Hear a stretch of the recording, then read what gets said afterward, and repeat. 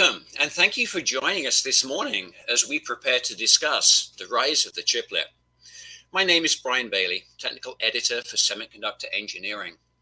Prior to my career as a writer, I was Chief Technologist for Functional Verification at Mentor Graphics, now part of Siemens Digital Industries. While I have 30+ years of experience designing and building verification tools and methodologies, I started off designing aircraft control computers. It's my pleasure to be the moderator for today's webinar. Chiplets have certainly caught the imagination. They may provide an avenue to enable the continuation of Moore's law, not on a single monolithic die, but by building functionality on multiple dies and integrating those within a package. This can help to increase yield, make systems more modular so that they don't all have to be redesigned at the same time, allow the best fabrication technology to be used for each piece of the system, and even perhaps in the future to reduce total system cost and enable chiplets to be purchased in a third-party market. There are several hurdles and problems that need to be solved before this becomes a mainstream technology. However, the possibilities are endless, and leading-edge companies are beginning to establish the course for the industry. Standards are being considered and put in place so that hopefully it will not be the same Wild West that was created when soft IP first became an important part of the industry.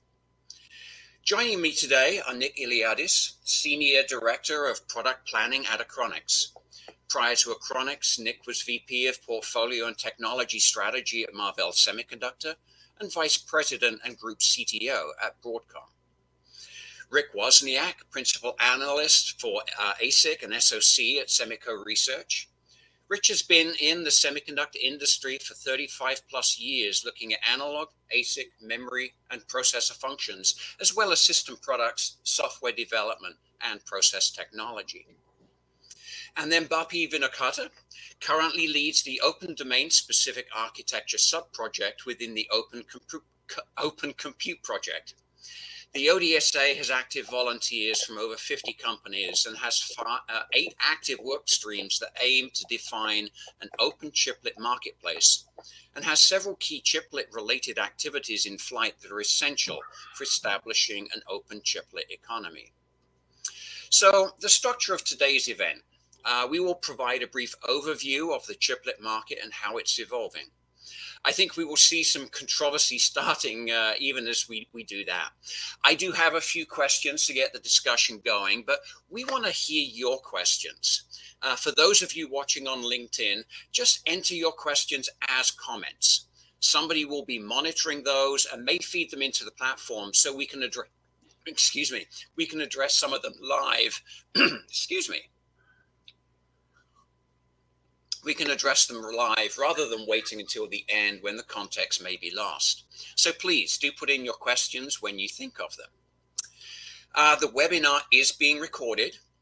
So if you want to go back over it or share it with a colleague, that's possible directly within LinkedIn. So enough from me. Let's get started. Rich is going to provide us with an overview of what chiplets are and how they are being used today. So take it away for us, Rich. Thank you, Brian, and thanks for everyone joining us today. We appreciate it. So what is chiplet technology? Basically, it's a micro electronics design and a manufacturing approach different from designing monolithic parts, where multiple smaller dies or chiplets are combined into a single package with each of the chiplets performing a specific function. This allows a mix and match kind of an approach, where everything doesn't need to be at the same geometry. There can be older geometries or cutting edge geometries. Depends on the application. The chiplets are connected together to form an SoC-like solution. And this approach allows a greater flexibility, scalability, and cost savings by using different off-the-shelf chiplets rather than designing and manufacturing custom parts for each iteration. And the chiplet approach enables a combination of functions that are not process compatible. So, for example, you could think of adding silicon photonic capability to a monolithic part. Very difficult to do, hasn't really been done that much. Now it would be possible. Next slide, please. So, chiplet market landscape today. What is driving the move to chiplets? One of the major contributors to this emerging technology is the fact that companies that have very large monolithic designs, especially at the cutting edge geometries, are seeing very poor yields. And so, for example, a design at 5 nanometer, 300 square millimeters, roughly the max yield you can get is about 50%. And as the die area increases beyond 300 millimeters square, the yield gets worse. So there's a cost issue. The chiplet approach avoids the reticle size limitation that people are bumping up against, and it makes a big leap in performance possible for these kinds of approaches. And we believe, and Semico believes, that this is going to lead to a great deal of architectural exploration and innovation. AI market is one example. I mentioned silicon photonics. There's a whole host of different things that can be done, and we'll show a few examples in upcoming slides. The chiplets can disaggregate large designs into smaller pieces. Known good die will take the place of many of these disaggregated functions, and those will be more or less standardized parts that you can buy off the shelf. Although not finalized and currently not bidirectional, the Universal Chip Interface, the UCIe standard, ties the chiplets together within the package and allows for downshifting speeds. There are many other interconnect technologies that are being explored. PCIe, CXL, bunch of wires, and others will probably surface. So there will be a range of solutions available to the design community. And currently there are chiplet solutions available from Intel through their Altera product line, AMD through their Xilinx product line, and NVIDIA.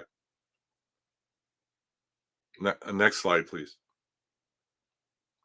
So it's our belief, Semico's belief, that it's going to be 1 to 2 years before you can order chiplets off the shelf. And by this, we mean a complete solution from multiple vendors, not custom solutions, kind of industry standard solutions that people will develop for a range of applications.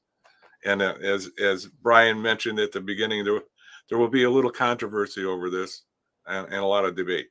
Next slide, please. So, challenges to overcome. It's our view that the issues that the industry has worked through over the last 30 or 40 years, things like testing, reliability, rework, packaging, qualified vendors, supply chain logistics, EDA tools, and IP products, are now going to have to be rethought and reworked through in view of the chiplet introductions.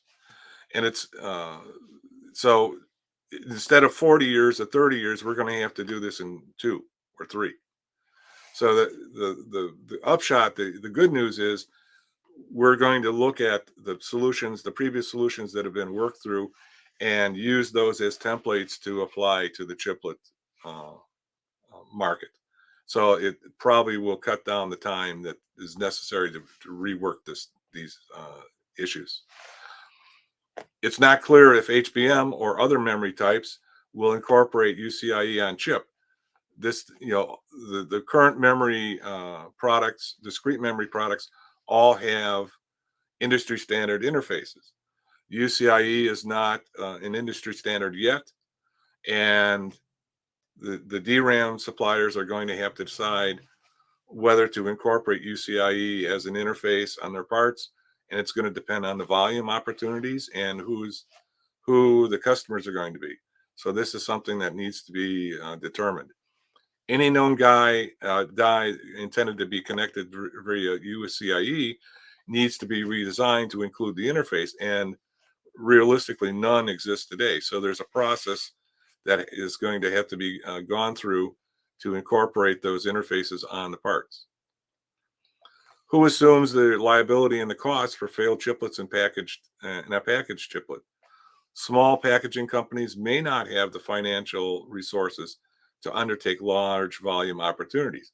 So there needs to be some work done in this area to smooth the path, so to speak, to allow some of the smaller packaging companies to participate. Next slide, please.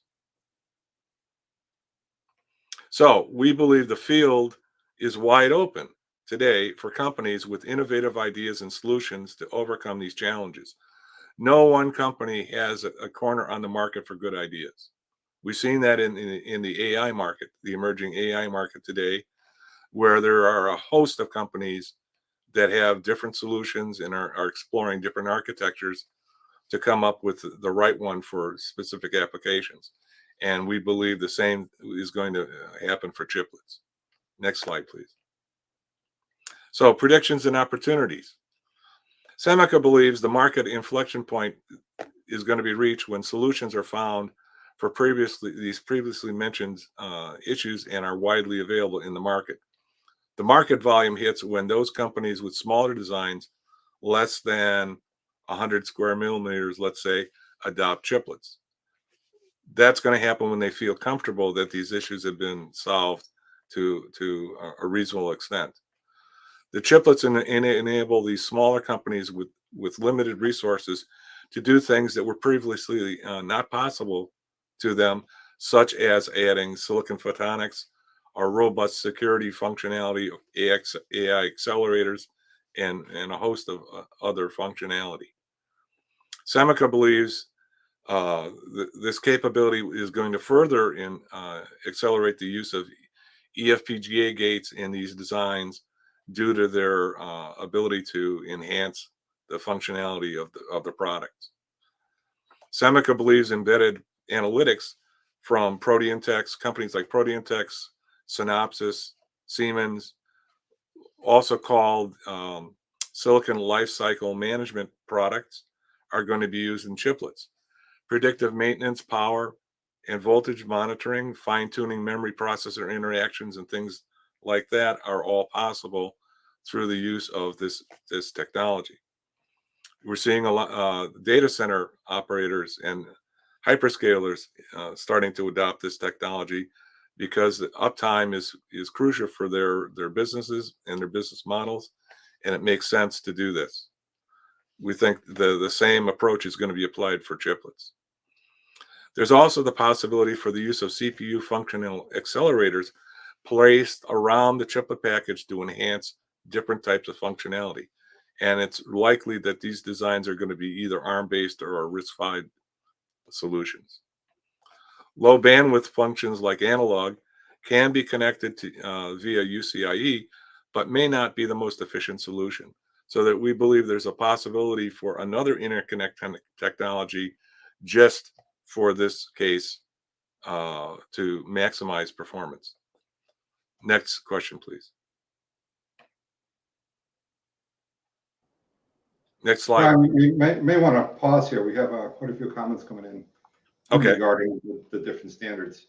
And I think that we're trying to be agnostic here of different standards. That's why Bapi is here. Bapi is representing ODSA. So we don't want to say UCIe or a bunch of wires, either one. I think we want to talk about either one being an enabling technology and having the designers, the chip manufacturers decide which one they want to choose based upon the attributes of either one. So I think the UCIe versus a bunch of wires, I think that debate should not be had here at this point, because I think we really want to look at the chiplets as a whole, and rather looking at whether it's bunch of wires versus UCIe. And I think Brian also made a comment about UCIe not being bidirectional. I think what he meant there is that that it has a transmit and a receive, but would there be more flexibility if it was actually a bidirectional nature, meaning that each pin could either be a transmitter or a receiver? And we're certainly going to give Bapi the opportunity to talk about what's going on within ODSA. So we are certainly going to address that. And as I said at the beginning, it's almost everything here is controversial at the moment. It's none of this is established yet. The industry will decide. So Right. we need to make sure that there are multiple things out there that they can choose from and decide the real winner for the industry. Were you done, Rich, or did you have more that you wanted to say? Well, just in general, chiplets are going to allow new types of functionality and performance in smaller footprints than was previously possible. And we think that that opens the door for a lot of architectural exploration and a lot of innovation, a lot of ingenuity is going to be applied to these things. So we think there's going to be a great leap in performance and functionality possible through the introduction of chiplets. So here's three examples of simple architectures that people have talked about. This one, as it says, just a simple architecture. It has the HBM memory incorporated into the package with the controllers. There's a NOC fabric on the core compute resource chip. Embedded analytics, EA stands for embedded analytics. And there's a security data plane processor with a CPU functional accelerator and an I/O hub with different interfaces included. Next, please. This is a more advanced architecture, more memory, more core compute resource chips. Again, this includes a security data plane processor and an I/O hub, but now it adds silicon photonics as a chiplet for functionality for higher transmission speeds. And next one. And this is a kitchen sink kind of view where I tried to pull in just about everything that could be done as far as in one package. I do not believe that this is ever going to see the light of day. It's not something that people would manufacture, but I believe indicates what would be possible to do. So again, we've got silicon photonics included, a security data plane processor, eFPGA gates in a chiplet, embedded analytics, analog functionality, RF, a global clock might be used initially, but eventually we think that most, if not all of these parts are going to be self-timed. So you could remove the global clock, non-volatile storage, AI acceleration. So this is a whole range of different functionality that could be done depending on the application and the market requirements. So, Rich, sorry. Go ahead. Yeah, I see you have an eFPGA up there in the upper right-hand corner. Right. This is actually near and dear to my heart. I actually presented about this a couple of weeks ago at the Chiplet Summit. Can you move the slide forward one, please? Yeah. So Achronix's approach here is that we license our FPGA fabric and our 2D NOC as IP. We not only use it for our own products, but we also license it as IP to other designers, people that want to build chips that have an FPGA element within them. But we're also, developing, our own chiplets as we move forward, and we are now able to license the solution as IP to customers that want to build their own FPGA-based chiplet. And we are agnostic to whether it's UCIe or a bunch of wires. That is a choice of the designer that's going to use this IP. But we've got the mechanism in there to basically have what we call a gasket, a shim that goes between the die-to-die IP and our fabric and NOC, such that you can attach it to basically either a UCIe or a bunch of wires, which seem to be the two major standards that are out there today. What we're seeing between UCIe and a bunch of wires obviously is out now with some test silicon and got some traction. But UCIe has a lot of companies supporting it. UCIe also supports what's called an advanced packaging, so you get a higher bandwidth density per millimeter squared. So they both have their positives. I'm not sure negatives, but they both have their positives. Brian, sorry, you were going to say something.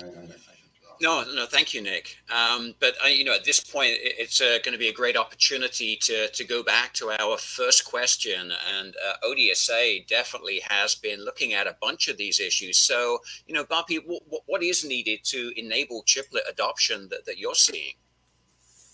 Right. So the ODSA, I'm here representing a large group of active volunteers. So I'm here. This is sort of a distillation of everyone's thoughts. When the way we're looking at it is roughly 2 or 3 things, right? One is you start with the premise that chiplets will be everywhere chips are eventually, right? It doesn't matter where we're starting, but eventually that they will be everywhere. If you look at this chart, you'll see that roughly, there's a fairly significant markets for semiconductors in various applications. And the thing that strikes you is that there is almost 2 orders of magnitude difference in power requirements, in bandwidth requirements, computing requirements, and even in terms of the non-computing functional requirements, right? So if you look at all this and you say, you need a really adaptable standard or a collection of standards to meet this diversity of requirements, right? So that's one thing you have to look at when you're looking at saying what will it take to get chiplet adoption. You need to serve a fairly broad, diverse set of needs. Next slide, please. The second thing to understand is that chiplets will change the current business and technical workflow in the value chain. That things which a designer didn't previously need to recognize, like packaging technology, have to be brought forward into the design process. The second thing a designer may have to consider is, if I'm designing a chiplet that works with 4 other chiplets, what's the lifetime of those other chiplets? Will they match the lifetime of my product? Or will I have to replace one of those chiplets while my product is live in the market? So things like inventory and lifecycle management, which a designer really didn't need to worry about, have to be brought forward into the design process. So in some sense, you need to recognize that chiplets will change the workflow with product design. Next slide, please. So one of the things we've sort of started talking about is, rather than thinking about it as a marketplace, which sets up this abstract that, oh, I'm going to buy something off the shelf, and that's a much harder challenge. We started thinking of it in terms of a chiplet economy. What will it take to build and that chiplet economy doesn't need just standards, but it needs workflows, it needs tools, so that a company can build a chiplet-based product either by buying some chiplets from outside companies, buying tools to support chiplet design, buying or learning from the community with prototype designs. And in some sense, as one of the questions asked, and as Nick said, right, the chiplet economy is already here in some portions. You can buy complete designs which support a bunch of wires interface. There is now a open specification to physically describe chiplets in an XML format. So there's a bunch of things the way we're thinking about it is as a chiplet economy. And so if you go to the next slide, please. So when you look at it as a chiplet economy, it becomes reasonably clear that the problem of designing with chiplets and the standardization and the efforts needed are not just at the interface, though that attracts a lot of attention. You have to provide tools and mechanisms for SIP design. You have to provide tools and mechanisms for SIP integration, technical workflows, right? So one of the simplest things is, how do I describe a chiplet? And in the OCP, we've just had an announcement with JEDEC where a format developed within the OCP from one of its member companies is now going to be a part of a JEP 30 part model. That whenever you make a chiplet, that's how you start describing it. So on this slide, I'm not going to go through each of these line items, but they give you a sense of the problems to be solved if you're trying to design with chiplets. So for example, we already touched on the known good die, or what does a business contract with chiplets look like, right? And what do logistics with chiplets look like? And I'm happy to say that in the OCP, we have work groups doing each of these activities. As an example, there is a worksheet that is available to the general public today, where you can go and download, which helps a designer compare a chiplet-based design with a monolithic design. It includes parameters for design costs, for manufacturing costs, for different heterogeneous process nodes, etc. Or we have reference tools to help you compare multiple die-to-die interfaces out in the market today. And we're also building things where, one of the hardest things to do is to get started, is to learn how to build stuff and how your processes change. So we have a lot of reference projects. We are going to do a demonstration from a bit of an open package that connects die from two different companies. So the way we think about it is that you need to do a collection of activities, all of which together help companies get into the chiplet economy, but they're not overly specified that we'll do a core set of activities that the marketplace will take and adapt to various applications. And I think that is my last slide. I'm happy to take questions or with anybody else. Yeah. So one of the other things, Bapi, I think there is somewhat of an open chiplet economy today in the HBM memory space. If you look at HBM memory, the JEDEC has specified the pins, the pinouts, the bump maps, the physical form factor, meaning the size of the die.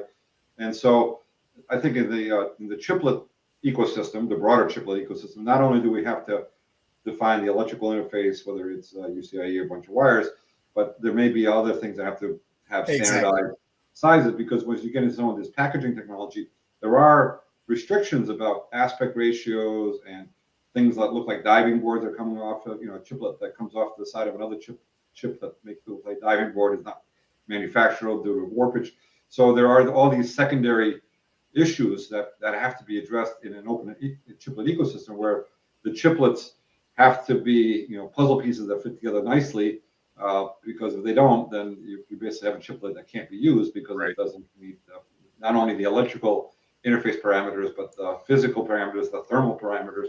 So all those other variables or knobs that we have to choose, twist, have to be put within boundaries of what's acceptable, what's manufacturable. I think there's a question that's come in here that is definitely near and dear to my heart. Looking at the functional verification of systems that contain chiplets, and this particular question is asking about UVM, but I think there's a much broader aspect to this question of how do we create models of chiplets, be it for functional verification, be it for power integrity verification. There's all kinds of models that are going to be required for each of the chiplets that can be moved into a system verification process, and they've got to be able to do that without altering any of those models. So what's happening in this space, guys? So I can take a first crack at it. One of the things the OCP had an announcement literally 2 weeks ago at the Chiplet Summit about a CDXML based part description. We're starting with physicals for a chiplet, right? Area, orientation, thermal map, power delivery, bump maps, right? And you can imagine that description now growing to include to have a companion description for functional descriptions of chiplets, right? That's sort of a higher level bus functional model, so to speak. So at least we've started, the initial efforts are focused where there's a known gap, is the idea that you need to know more about chiplet physicals than you need to know about chip physicals in order to integrate chiplets from multiple vendors. And in this, we're beginning this work with JEDEC, where we can create a standard JEP30 part model to physically describe a chiplet, and that travels with the chiplet through different integration and design and physical verification workflows. If you're doing if you're doing SIPI analysis, power distribution, whatever else, this part model travels with the chiplet. And I'm assuming that there will be other equivalent. On the functional side, I'm pretty sure we can borrow from the traditional functional models that exist for IP in order to integrate and verify chiplets as well. Mm-hmm. Yeah, the other thing is mixed die, right? If you have one die that's at one corner of the process and the other die is in the other corner of the process, is the assumption that you can mix and match them, or do you have to have all the die be in the same process corner so that they all track? So those are also challenges. And then when you try to simulate these, and then you end up having, typically when you simulate it in a single device, you're assuming it's going to be in one of the process corners, or even cross die variances are within a certain range. But if you have two independently sourced chiplets, how do you ensure that, unless they're just talking over just an interface and there's no other tie between them, and it's just like Ethernet sending packets and receiving packets, do they have to all be tracking how they their process, their capabilities? Just like buying memory chips, right? You can buy memory chips at different speed grades. You buy chiplets at different speed grades. So I think there's all these other nuances that come out of this as well. It definitely seems as though we're going to need to think a lot more about, true hierarchical flows, that, we can't be re-verifying the chiplet when we verify the system. So reduced order models seem as though that they're something that we really need here. To Nick's point about process verification, one of the interesting things about the implementation data we saw at the Chiplet Summit was how there was a company that presented a bunch of wires, actual performance, measured performance across the slow, fast, and it was remarkably stable. That was something that was kind of interesting to sort of see real world data coming back about process corners and die-to-die performance. So here's another question, Rich. You talk quite a lot about silicon photonics integration. Any other details you can add here about how this would actually work and what other problems need to get solved to make that a reality? Well, I'm not going to say that I'm an expert on silicon photonics because I am not. I've talked to 2 or 3 companies that are actually doing chiplets for silicon photonics. The issue is the mismatch in speed between what's transmitted to the silicon photonics chiplet and what's transmitted outside. So if you think about it, obviously the interconnect to the silicon photonics chip is not going to be the same speed as what's going to be transmitted externally. So there's a gearing function, if you will, that probably requires some packet spacing, so that you transmit the data to the silicon photonics chip, and it's not transmitting right away. There's a buffer that you need to fill up and then transmit. But I will say that to make this work correctly, to get the max performance out of it, on the other side, meaning the receiving side, you need a silicon photonics interface also, so that you can receive the data in the most timely manner. So I'm not exactly sure as to the question about the fibers coming in and out. That I don't know. Yeah. Let me take that one. I actually did quite a bit of work on this when I was at Broadcom. Yeah, there are these high density fiber optic connectors that you can actually mount inside of on a package. Most likely the light source would be off package, because that's the way to create because lasers are very thermally sensitive, so you want to be able to have you want to have the laser laze at the proper light frequency. So you want to have that in a controlled environment. Bring the light into the package and then split it up across multiple channels and then maybe even have multiple wavelengths coming in, but then get mixed together on one fiber. Yeah, and as Rich said, on the back end of that is probably a parallel interface, and then there is a gearbox function inside to take that and turn it into a serial link, because basically the whole idea of fiber optics is you want to send as much over a single fiber as possible, whereas on the back side you'd be maybe UCIe or a bunch of wires, because you want to have a broadside interface that you can move the data in and out of there. But typically on the fibers, you're going to want to have something standard like Ethernet or some sort of a packet optical interface. So there may be even a like Rich said, a buffer in there or a protocol conversion that takes raw data and packetizes it. So I think it's a really wide open field right now, and I think there's a lot of companies out there trying to innovate. One of the things that we don't have there is standards. So there's standards at the fiber end, but there's not really standards about what that's actually in the package. You brought up one point there, Nick, about thermal. Thermal is possibly going to be one of the potential killers of the whole chiplet methodology. You don't know where your chiplet's going to be put. So, how are we going to deal with some of these thermal issues? So actually at the Chiplet Summit, there was a company, I forget their name now, that was showing their thermal modeling software for multi-die packages. But yeah, this is where, if you're designing a PC board today, you're going to have devices from multiple manufacturers, and you have to put heat sinks on them depending on the thermal output and airflow. But at least there you can individually put heat sinks on devices where when they're all inside the same package, they're much more closely coupled in terms of their thermal dissipation. So much more creative ways to get that heat out without having it pollute the other parts in terms of raising their operating temperatures is going to be challenging. Myself, I'm not a thermal mechanical engineer, but I can see there's going to be challenges there, and so it's an area open for innovation. Is that an area the ODSA is looking at, Bapi?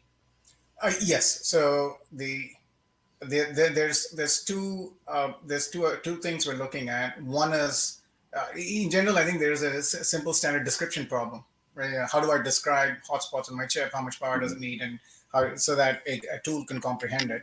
And we also have some interest from a couple of engineers in a hyperscaler who sort of brought up this idea of you have some interesting thermal challenges when your chips are of different heights, as an example, right? So you have an uneven gap to the roof of the package. So there's a bunch of things that ultimately I think the first order solution will simply be to model them and describe them, and then count on the tool flow. And I believe there's some fairly sophisticated modeling and packaging workflows already from companies that participate in the ODSA's CDX work group that handle some of these issues. What you need is interoperability and the ability to first describe them.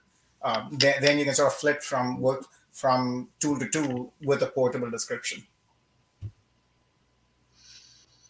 Okay. Now, right at the beginning, when the subject of interfaces was being, talked about, by Rich, we had a lot of questions coming in. Interfaces are clearly one of the areas that there's a lot of controversy, there's a lot of opinions about at the moment. Where are the various standards at the moment, and how are they evolving? Maybe you can start with that, Bapi. Sure. UCIe has done this fantastic job of elevating and creating awareness of the need for an open die-to-die interface, right? And so there's a lot of interest in this topic based on that. I will talk about the ODSA has worked on two interfaces. One was an open HBI interface, which we released, which is derived from the HBM interface. And there's a bunch of wires interface, for which we released the 1.0 spec a couple of months ago. And the interesting thing is, because of the way we worked on the spec, it's a very open process where everybody, the sort of general public, can look at the drafts as they're developing. And so we had feedback on the spec as it was evolving. So we have first silicon based on the spec already from several companies, not just one. And one of them even shared implementation data where they're demonstrating beachfront bandwidth of about 800 gigabits per second per mm on laminate, which is fairly substantial. The spec itself is fairly portable. It's being implemented in process nodes ranging from 65 nanometer all the way to 7 nanometer. Now, if one of the key goals of chiplets is heterogeneity, to pull a whole bunch of process nodes together. Mm-hmm. So the bunch of wires has achieved that goal of being portable across multiple process nodes. And so in turn, we've got a bunch of companies implementing AI chips, networking chips, a very high performance server class RISC core, and there are a few other internal developments that are happening. So what we've been working on what the group has been working on, excuse me, has been a second draft, a follow-on draft with a bunch of wires that adds a bunch of features, doubles the maximum speed, etc., which should come out in the near future. So in terms of the bunch of wires, the idea is how do we make a scalable interface that works on laminate and advanced packaging, that works on a wide range of process nodes, all the way from 65 nanometer to 7 nanometer, that has measured power, silicon measured power of sub 5.5 picojoules per bit. So roughly, one of the sort of more gratifying things has been to watch implementation data match the spec data, because we had a lot of feedback on the implementation as it was happening. On top of that, it's not enough to just talk about the physical interconnect. You have to talk about two chiplets connected exchange information, not just bits.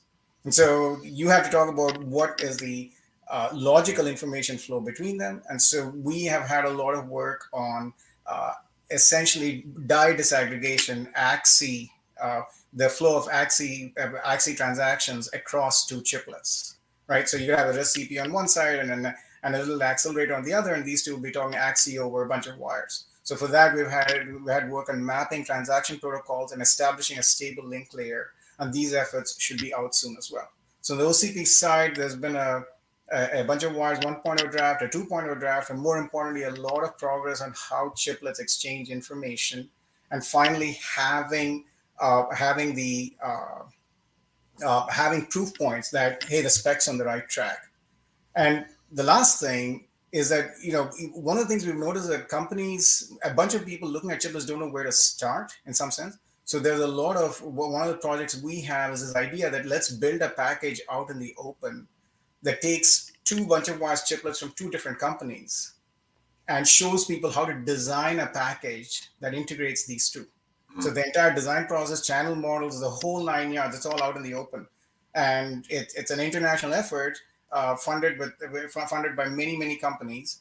But the good news is, even if you don't want to share your bunch of wires work or any parallel interface work, you can access this material and learn how to build a package, learn how to get two different chiplets from two different companies to interoperate. And that's why I think we're the first open interoperation demo between two chiplets from two different companies. So that's roughly where we are. In your opening remarks, Rich, you seem to be pretty convinced that UCIe was the direction the industry was going to go. Why do you feel that, and what are you seeing in the market? Well, first of all, let me say that I'm an agnostic as far as who is being used. Don't have a horse in that race at all, as far as which interconnect technology is adopted. But having said that, there is a lot of momentum behind UCIe. It's undergoing a standardization process at the moment.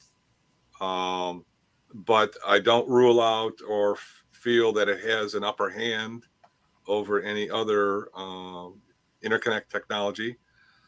Some of the work that LEN Labs is doing is very interesting, and I suspect that it will have a place in future implementations of chiplets. If you think about it, as Bapi said on one of the slides, chiplets are going to be everywhere where semiconductors are. If that is true, and I believe that it will be true, if you look at the range of solutions and applications and the applications that they go into today, there's no real commonality that much in terms of how those solutions are created. So I suspect that the same thing is going to happen with chiplets. People are going to look at what application they're designing this for, what the requirements of that application are, and pick the most cost-effective and efficient means of doing that, which I think includes which type of interconnect technology that they use. In some cases, UCIe might be too expensive. Maybe you need a simpler interconnect, bunch of wires, or something of that sort. Why not? Well, yeah, You've got to fit the right technology to the right solution. Let me use I an would say analogy that. here. Yeah, let me use an analogy here. So today we have DDR, we have LPDDR, we have HBM, and we have GDDR. So today there are 4 standardized memory interfaces, technologies. I can see where maybe UCIe and a bunch of wires coexist, because as long as they bring differentiated capabilities to the die-to-die ecosystem, they'll both exist. If one of them becomes a superset and it provides all the capability of the other, then over time, the one that is not able to address a broader set of capabilities will fade away. But for now, I see the 2 of them coexisting, because at least for UCIe, it doesn't support the advanced package, much higher bandwidth density if you're able to go into an advanced packaging technology, where I think a bunch of wires is a little bit more targeted towards organic substrate and maybe lower bandwidth type, lower, then is all relative, lower bandwidth type of application. So for now, I think the 2 of them can coexist. If we fracture and have a 3rd or a 4th, I think that becomes problematic. Because what benefit does it bring if you've got all these other ones that really are just the same way to do something but slightly different? Right. Yeah, you hit on a key point there, Nick. Is the benefit? You've got to effectively demonstrate the benefit to the end user before they're going to adopt it. If all of these things are just, as you just said, variations of the same thing, well, okay, that might be useful, it might not be useful. The market's going to decide. Yeah. But Keyshore here, there's a comment from Keyshore that the DRAMs will be one of the last chips to adopt to chiplet interfaces. That is only if you're looking at a pure DRAM, but if you're looking at something that has additional capabilities, let's say a CXL interface, we have a DRAM chiplet that has a CXL interface that allows you to do a higher memory type of accesses that have, let's say, are above just an address and data bus type of access. I think that's where you would get a value. We do have, of course, HBM is a chiplet standard of its own, because it's addressing a specific need, which is high bandwidth memory. But if you're looking at something like a DRAM chiplet, it's got to add additional value there, and that would see that as maybe a CXL interface to allow you to have a higher level of abstraction of how you access that memory.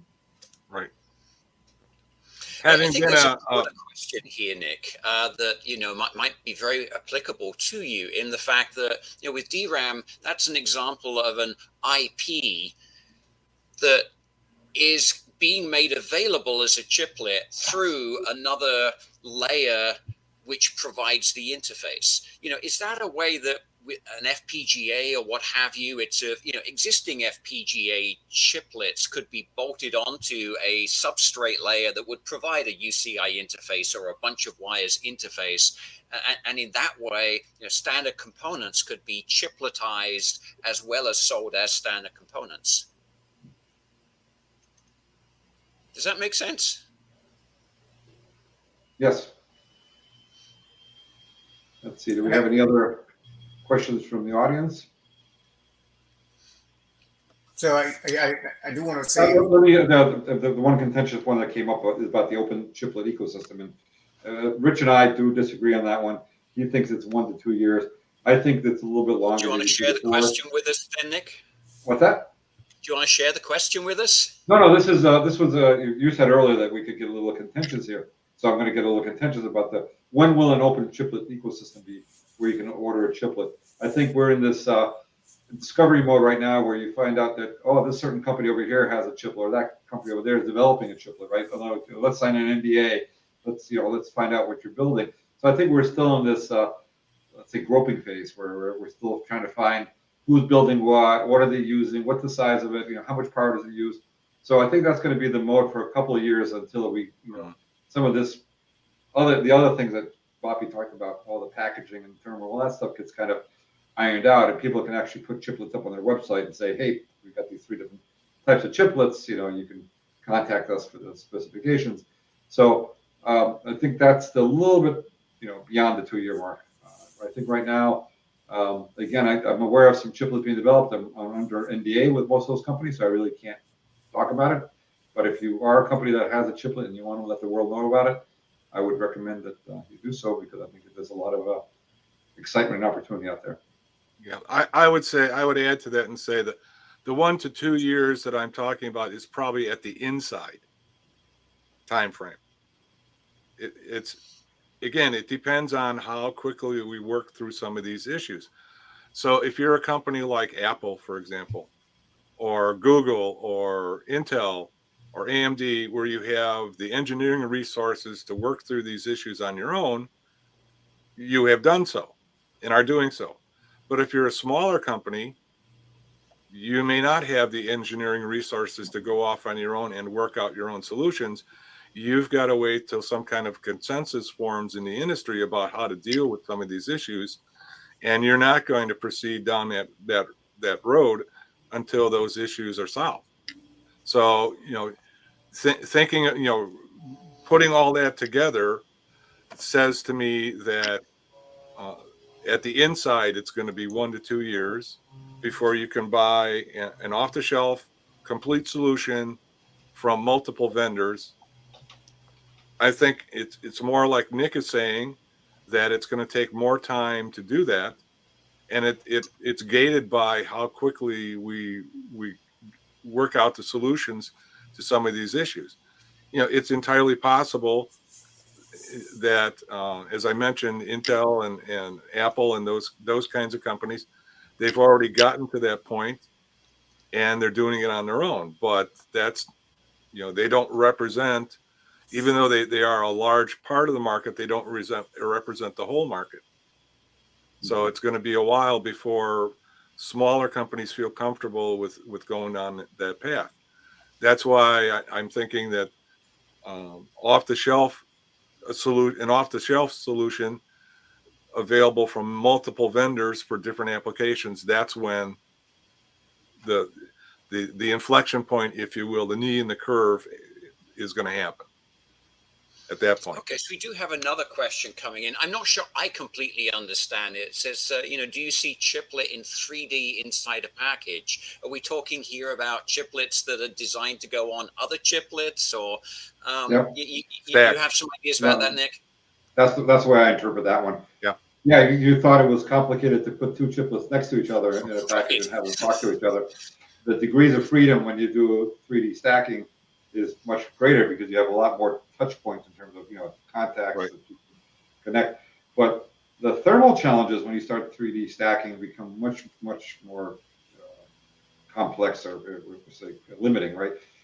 Because obviously heat wants to get out of there. So not only do we have to figure out how to connect these strips together, but we also have to figure out how to get the heat out, right? And there's all sorts of, I've seen some interesting technology where you get these little pipes, little channels that are in there that you can somehow get the heat out with, or maybe some type of thermoelectric heat removal. But this is an area that like I said, the Intel and AMDs of the world that have the large engineering teams are doing that. They're putting caches on top of processors, stacking the cache chip, right, memory chip on top of the processor chip, and that is it's a very because obviously memory is only the cells that you're accessing. It's a much more controlled power dissipation, whereas some other devices, the power can run across the die simultaneously. So. And presumably that would actually create a completely new physical layer as well, because now we're going to have TSV-based communication rather than via an interposer. Right. So maybe we're going to need another standard for that. Well, it actually might end up being an easier standard, because generally designers seem to close timing between, you don't close timing across two chiplets in a 2.5D interface. Each chiplet closes timing independently. What we've seen is that designers want to close timing across the two chiplets connected vertically. So that interface, it tends to be even lighter than a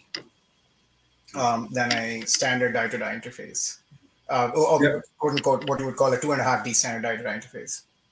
Yeah, I was on a panel at the Lindley conference back last fall, and the vice president of packaging at AMD was one of my co-panelists, and he was talking about some of the technologies they're developing to get the heat out. And right now it's in AMD or with maybe some other vendors that they're working with. So I don't know if there's any general generally available solutions out there. So that's I think that's a whole new area for innovation. I think it's very much a material science area because it's not as simple as just putting a heat sink on. Before we do go back to the thermal problems here on the 3D question, just a reminder to everyone, we are getting close to the end. Do get your final questions in, just in case there's something that we really need to address. But back to those thermal problems, does anyone know of anyone who's actually working on this right now? Yeah, I believe there are quite a few. I have no open information, so. That may be the problem here. I think a lot of this is probably under NDA right now.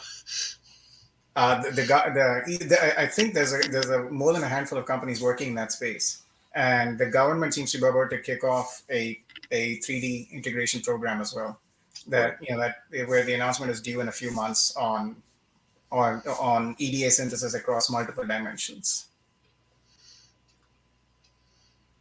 So that.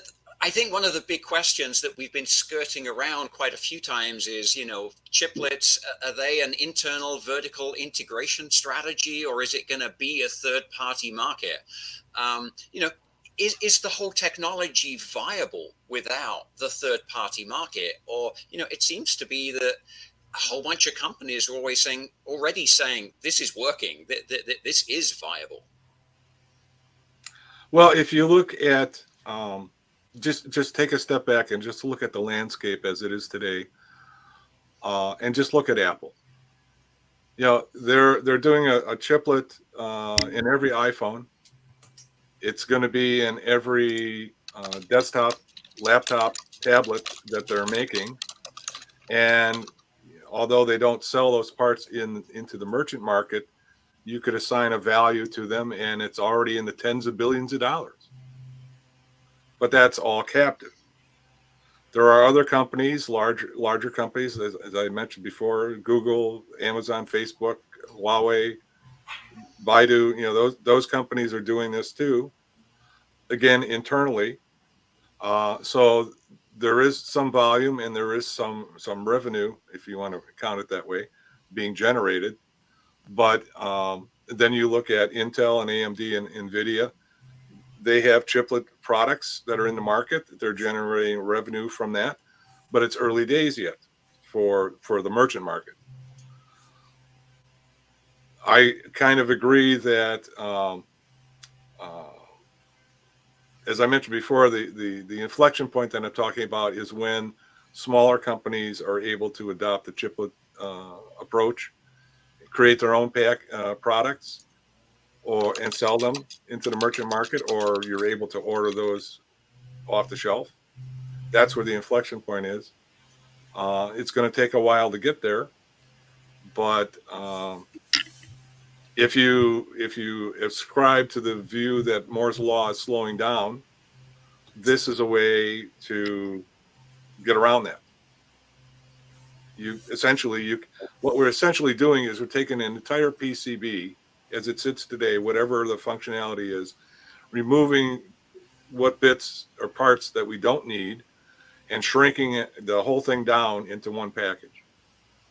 So essentially we're taking a PCB and shrinking it down into one package. And, when you look at it that way, the possibility for innovation is very large. And the possibility for a great increase in performance and functionality is also very large. So it's our view that part of it, the ability to innovate beyond the reticle size limitation that we currently have in the industry, that's what's going to drive the adoption of chiplets. Okay, Rich. Well, we are just about out of time at this point, but I just want to take a quick check with everyone. It really does seem as though I'm getting the feeling that there will be no one-size-fits-all solution. There is no universal solution to the problem. Just with a yes, no, or a few words, do you agree with that, Bapi? Yes, I absolutely do. I do have some thoughts that I want to come back to after Nick. I hear Nick and Rich's answer to that. No, this is very exciting. As Rich said, we were starting to come up against the physical limits of Moore's law on a monolithic, die, having transistors you could put per square micron in this case. But this gives us another degree of freedom, and then the 3D stacking version of this gives us another degree of freedom. But there's challenges, but I think there are also many opportunities. No, I would agree with both Bapi and Nick. No one size fits all.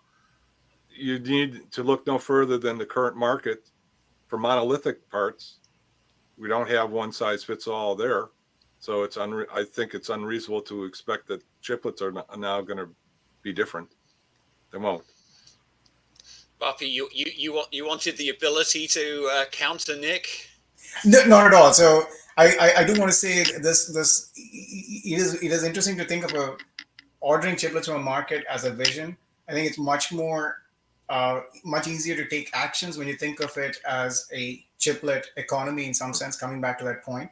That if you think about it, like, it was almost, I think it was either 18 or 19 that AMD CEO went on stage and said, hey, we're going to split our design into multiple chiplets. And at that point, they knew how to make the chiplets talk. It's more that the organization of their product line and the partitioning of functionality and how do you get the IP. What we have in 2023 is if a new company wants to make a chiplet product line, there's enough third-party IP out there. You can buy interface IP for a bunch of wires. You can buy power modeling software, thermal modeling software, all sorts of interesting stuff to partition your internal product line on a standards-based interface.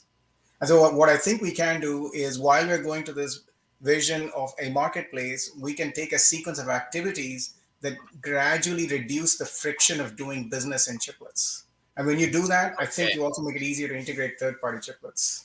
We have to leave it at that point, Bapi, Yeah. although I'm sure we could continue this discussion for a long time. I do apologize to people if we didn't manage to get to your questions. One final piece of housekeeping, you'll probably see that there is a QR code up on your interface. If you scan that QR code, you will get a copy of all of the slides that were used earlier in this presentation. So at this point, I want to thank our panelists. I want to thank those who've been working behind the scenes to make this happen. Great job, guys. And to you for joining us today. So thank you very much and goodbye. Thank you. Thank you. All right.